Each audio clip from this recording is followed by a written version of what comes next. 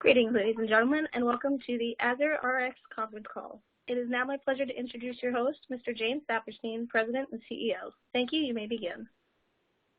Thank you, and good morning to some people, good afternoon to others, and thanks for joining us today. I'm going to spend a few minutes going over AzurRx and our company. So just to go to our disclaimer statement, everyone has these, so if you hear anything, just ask us during the Q&A, and I'll try to clarify. So AzurRx is a company that is currently involved with cystic fibrosis and chronic pancreatitis. We're focused on developing these therapeutic proteins for all these GI indications. Currently, we're really just moving forward on one compound, the MS-1819, both for chronic pancreatitis and cystic fibrosis. This is a clear unmet need. As many of you might know, there are products on the market that called pancreatic enzyme replacement therapies, or PERTs. I'll talk about the market in a few minutes. And we really have established a proof of concept in both therapeutic areas, in cystic fibrosis and chronic pancreatitis. Now, we have a couple of studies that one of them will have interim data this year. And now with the COVID pandemic, we were hoping to have top-line data at the end of the fourth quarter on one of them, on the other study, but that might get pushed to first quarter 2021. We're not ready to announce that yet, but we'll see. We've got a great management team that's experienced in launching over 25 drugs. I just want to point out some of the folks here on the next slide, and just loading up here. We've got from right to left, we've got Martin Krusen, who's our corporate development SVP. Martin's been with the company close to 5 years at this point, and is actively out, searching for partnership deals for us. We've got Dan Schneiderman, who joined us in January. Dan has got an extensive amount of experience in the biotech arena, both in pharmaceuticals and medical devices. Dan's an excellent CFO. We're really happy and pleased to have him. Jim Pennington has been around a long time. I met Jim well over 35 years ago when I first started in the business back at Eli Lilly, where Jim was a professor at Harvard Medical School. But Jim has great experience in the cystic fibrosis area, most recently being with a company called Anthera that also had a product in the PERT space that was doing fairly well, and then just didn't make it based on their formulation. But he joined about 2 years ago and brought his team over, and he's based in California. Myself, I've got 37 years in the industry, 17 years with Big Pharma, the rest all in the small biotech space. After Bristol Myers Squibb, I went to a small company no one had ever heard of at the time called Gilead, where I launched Viriad for them, and then went to Serono to be a general manager there in the metabolic and endocrinology space, where I ran their business in the U.S., and then started my own company called Turbira, which we sold to Allergan for $1.7 billion about 4 years ago now, and have done several other startups since then. So what drew me to AzurRx? Quite frankly, I believe the company just has a great asset. Cystic fibrosis is something I've always been interested in. When I was a fledgling pharmacist in the clinic, I saw my first patient ever had cystic fibrosis back in the early 80s. And as you see here, it's a genetic disease. It's about 30,000 patients in the United States.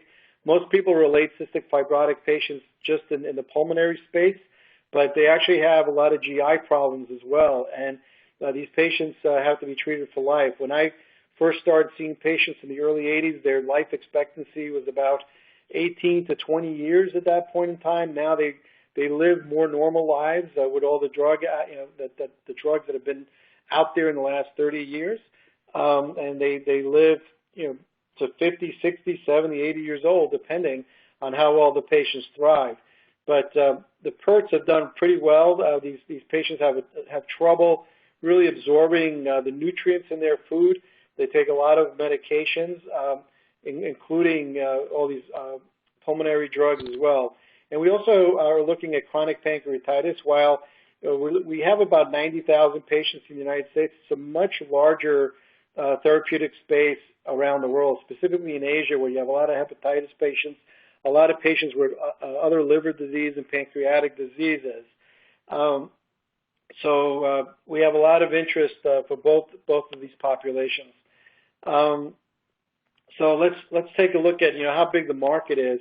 And in cystic fibrosis, especially, it's about and just in the U.S. alone, it's about $1.4 billion. And the leading product is made by AbbVie. It's called Creon, and Creon is made from porcine, pig pancreas. Basically, it's ground down, and it's ground down into pellets, and it's put into a capsule. And the patients take 40 to 48 of these capsules per day. They take them with meals and with snacks. And the second leading product is called Zenpep. Zenpep, up till very recently, was promoted by Allergan. When AbbVie, even though the deal hasn't closed yet, because of its acquisition of Allergan, Allergan had to divest of Zenpep, and they sold it to Nestle. While it hasn't been confirmed, we believe the price tag was close to $1 billion. So obviously, with our share price, we're very undervalued at this point. And there are several other products, but the main two that make up the marketplace, at least in the United States, are Creon and Zenpep. In Europe, Mylan sells these products as well for AbbVie.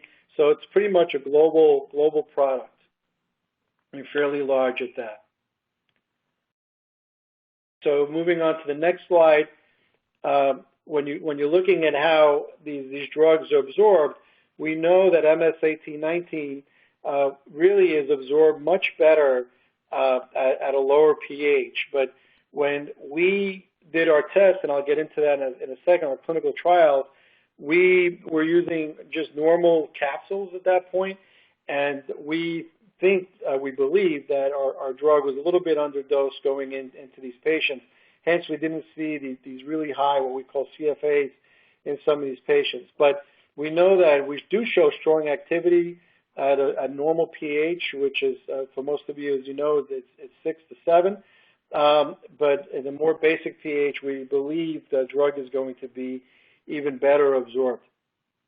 So when you're looking at some of the trial endpoints that we looked at, specifically where do you want to get to, you want to have a pretty high CFA, a coefficient of fat absorption greater than 80%. Some of the secondary endpoints, you want to see stool consistency, stool quantity. You want people to really have a low amount of steatorrhea, and also the bowel movements need to be consistent. Now, we'd like to see people lose a little bit of weight as well, and you want, as we say, a pretty high CNA that shows that the enzymes are being controlled effectively. So, again, looking at our pipeline, as I mentioned before, we did a proof of concept in chronic pancreatitis. We also did one in CF patients, and I'll talk about that trial in a second. That's called the Option 1 trial. That read out in September of last year.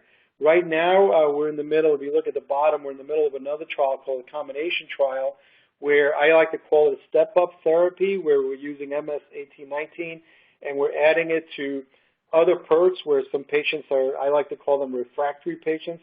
They have failed their trial, they're taking less drug because the drug isn't being absorbed as much. And then we're in the middle of that trial in Europe. We expected, I should say, to have an interim data point release in June of this year, but we might have to delay that by a month. The trial's still ongoing, but due to COVID, we're not able to get all the final results in processed. It's not because the patients haven't been through. They have. A quarter of the trial is done, but it's more of reporting. A lot of the offices are still closed across Europe, but we've seen the raw data, and we're pretty pleased. We do expect to announce the launch of the third point there, which is what we call Option 2, which is using the crossover study design, which I'll talk about, where we're going to go with a higher dose, 4.4 grams, and use in an enteric-coated capsule, which will deliver the drug basically in the lower duodenum and the small intestine, where we believe the drug will be a little bit more effective in the study. So that we expect to launch that study this year. So when you look at the results for the chronic pancreatitis study, we saw efficacy in these patients, but then we've decided to shift over to not chronic pancreatitis, cystic fibrosis. So the trial design for these phase 2, as you see here, the patient started with the normal PPE treatment. We have a baseline, then we had incremental dosages where we ended up at 2.2 grams. And this is the data. It was in 11 patients. It was multi-center, France, Australia, New Zealand. And this is the results that we published in September of last year. And again, the primary endpoints really were to look at safety and CFA change. And the results showed a statistically significant improvement on CFA for intent to treat patients on a per protocol basis, and a very favorable safety profile with absolutely no safety effects at all. So we know it's safe. That's why the FDA has allowed us to move forward into the next trial. As you see here in chronic pancreatitis, this is some of the results we saw in the 2.2 grams. Again, the CFA was about 63, but it's not the endpoint that we wanted to get to. But we also the trial wasn't powered for that with chronic pancreatitis. So sorry, I misspoke before. This is the trial that we presented in September, which is the CF trial. Again, this is the design. We had MS-1819 versus PERT for 3 weeks. Then same patients did a crossover. We switched them, the MS-1819 to another PERT, then to the 1819, and then we had a safety review. Again, these are 32 patients across 14 sites, mostly in the U.S. and Europe. And this is the results that we saw. Again, we saw a CFA result of 56%, again, but it was not powered for this. It was just powered with to see safety, but also to see that it worked. And at 2.2 grams, we probably underdosed it a little bit. The question, and I think the misunderstanding has been, well, this isn't a very good result, but at 2.2 grams, as I said, the product probably gets destroyed in the stomach and doesn't make it to the lower intestine, to the small intestine, lower duodenum. Therefore, I would say maybe 1 gram or 1.5 grams made it through. The next study is going to have a enteric coated. It's going to be double the dose. We fully expect that our CFA results will be much higher because the results have been very linear, and it's pretty predictable which way it's going to go. But we were happy with the results because it did show that approximately 50% of the patients showed CFA sufficient enough to reach non-inferiority. We also realized there's no need for a protease inhibitor. The PERTs absolutely are several enzymes, including a protease inhibitor, and we reached and how we know that is because our CNA was very high as compared to the PERTs. When they actually do have a protease inhibitor, we reached a similar CNA without a protease inhibitor. So while the street didn't react well to the study, we think the results were pretty good, actually. Moving to the next slide. So what are we doing with option 2 and where we're going? As I said, we're going to go to 4.4 grams. You can see this at the bottom of the slide. And we're going to use the enteric coated capsules, which absolutely will preserve activity in the next trial. And we are going to launch that later this year. We know we'll be able to deliver more API in the duodenum. The trial, quite frankly, we're going to be using the same investigators, and we're going to be using pretty much almost the same patients. So the advantage for us in COVID, in the pandemic right now, is that many of these patients do not have to come into the clinic. They can be seen as an outpatient. They could be sequestered in a hotel. They could be sequestered at home. They could be sequestered just about anywhere. So we're very confident that we're going to announce this trial very soon. And this is the design, as I said, is a very similar design as we had before. The patients have to be over 18 years old, stable on PERT right now, stable dose, and it's going to be a crossover, a double crossover from 2.2 grams to 4.4. So this is we like to call this the step slide here. So where we are right now, we're in the middle of our phase 2B program, and this will be the end of our phase 2B program once we finish this, and then we'll get ourselves to be phase 3 ready. We hope to be able to launch our phase 3 trial sometime maybe the end of 2021, early 2022. So we talked about the combination trial. At least I talked about it briefly. This is what it looks like. We're basically looking at patients who are at risk of fibrosing, colonopathies. They are severe patients. We're looking to get patients above the 80% CFAs, and we do expect to launch some of that data fairly soon this year. That will be one of our milestones. So normally the CF approach with these patients is diet for the mild to moderate patients and with some capsules, but also with several vitamins, perks. As you can see, PPIs, which is what Vertex products are. You see there are a lot of medications, and the difference for us is we're not porcine derived. We're made from yeast enzymes. I equated to when I was part of the human launch with insulin back in the 80s. Why would anyone want to use drugs that are made from animals like pigs and cows and insulin?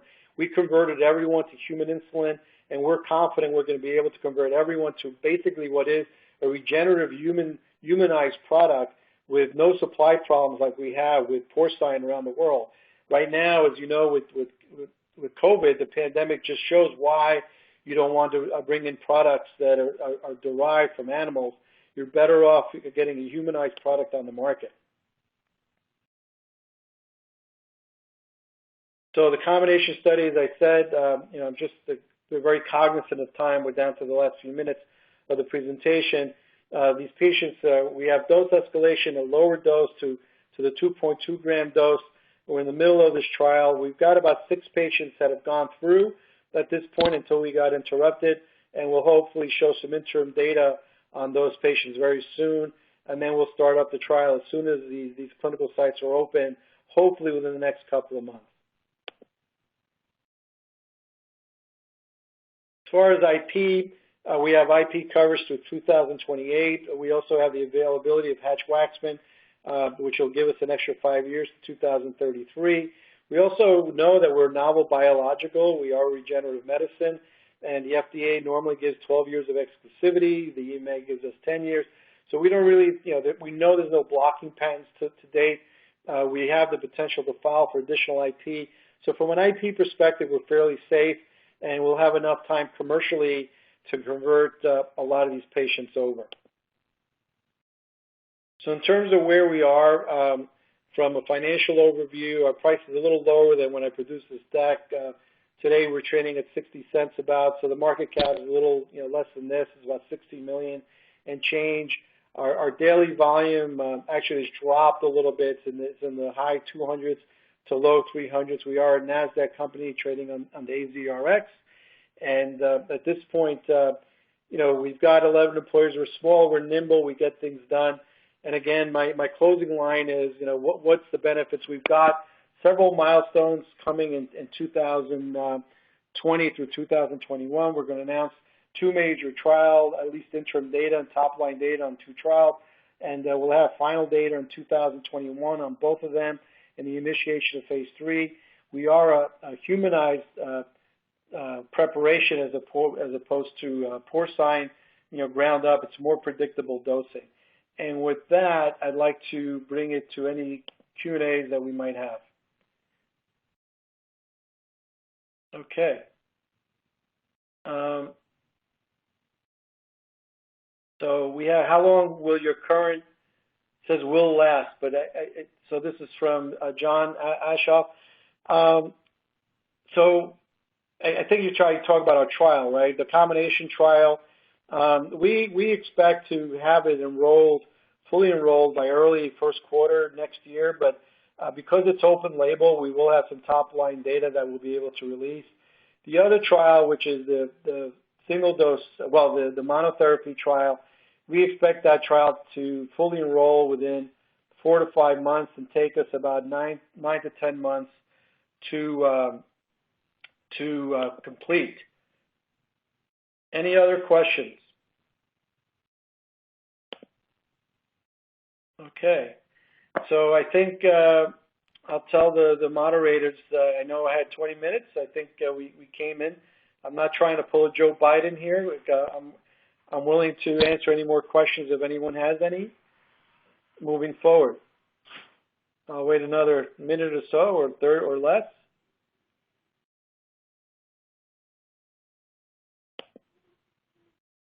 Okay. No other questions. I think I've used up our allotted time. I want to thank the organizers, the Planet MicroCap, for putting this together.